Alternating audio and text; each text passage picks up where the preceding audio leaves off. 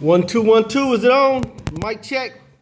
Yo, what's going on, world? It's your boy, Ross the Investor, coming live from the office space on a Freestyle Friday, is what I claim it to be, as always.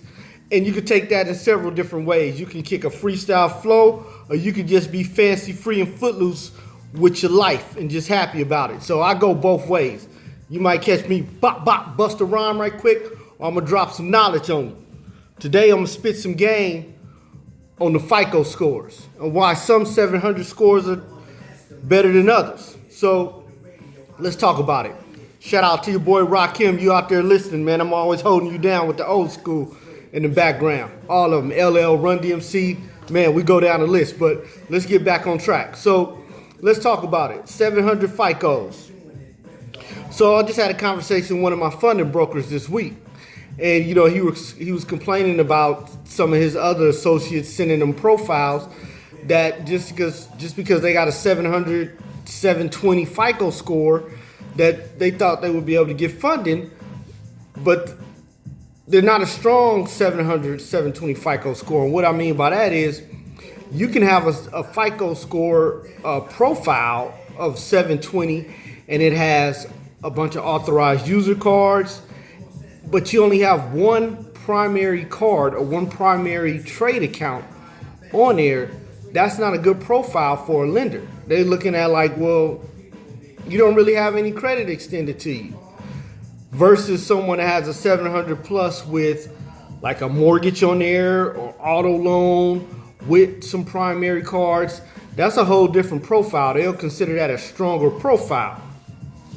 Then you got to look at, okay, well, what type of income are you going in trying to show? You can't be going in for $100,000 and show that you only make $40,000. That's why I spit at you in the video about setting up your own corporation, where now you're an officer, you can add that with your regular 9 to 5 profile. If you weren't on top of that, go to my Ross the Investor channel. I'm on there spitting about that.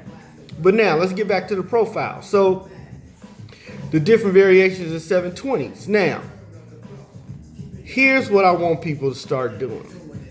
Stop having these small credit card limits that you've had for 3+ years, and you only got $1,000 limit on that thing.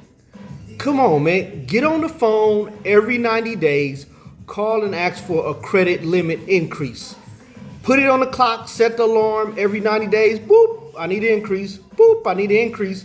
On top of asking for an increase, tell them to reduce your interest rate.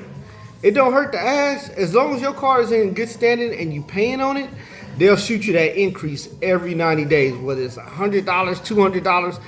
It all adds up. It makes your profile look stronger.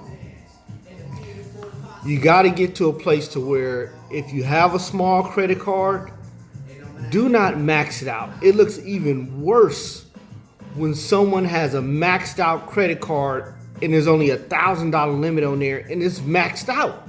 You basically telling the loan officer or whoever you're going to get a loan for, hey, nigga, I know I can't afford this loan. If y'all give it to me, it's going to be on and cracking, but I really can't afford it. That's what you telling them. Like, you can't go in there like that. Don't spend your whole $1,000 limit, man. Use that for gas or something once a month.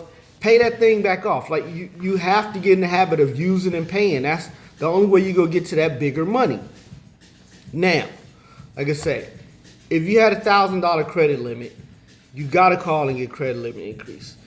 Your profile needs to be showing at least $50,000 outside of an auto loan, outside of a house mortgage, at least somewhere to $20,000 to $50,000 of just primary credit cards, loans, or primary loans, lines of credit or credit cards issued to you from like a major bank. We're not talking about having like a Dillard's department store card for like $10,000 or a Target score card for like $20,000.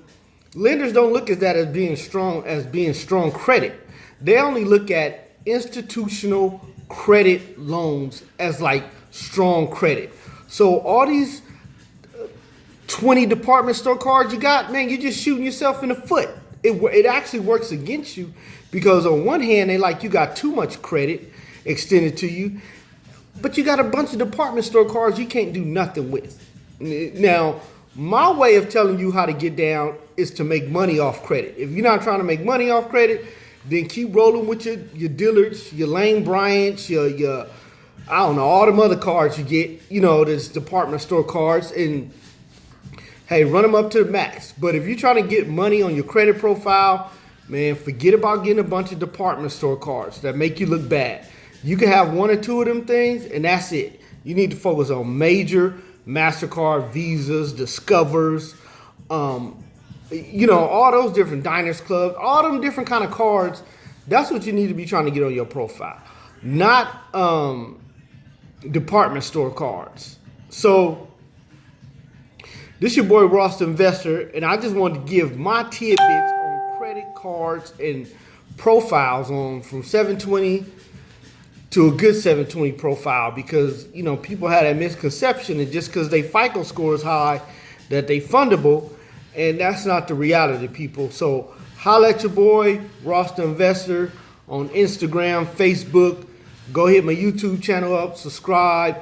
I'm gonna keep getting on this thing, dropping these jewels at least one day a week. At least one day a week. You can hold me to that. I'm gonna try to do more, but at least one. It's the end of the year, so stuff's getting real busy. Already got a lot of stuff set up for next year. Just that's where we going. So get with your boy, Ross the Investor. I'm out.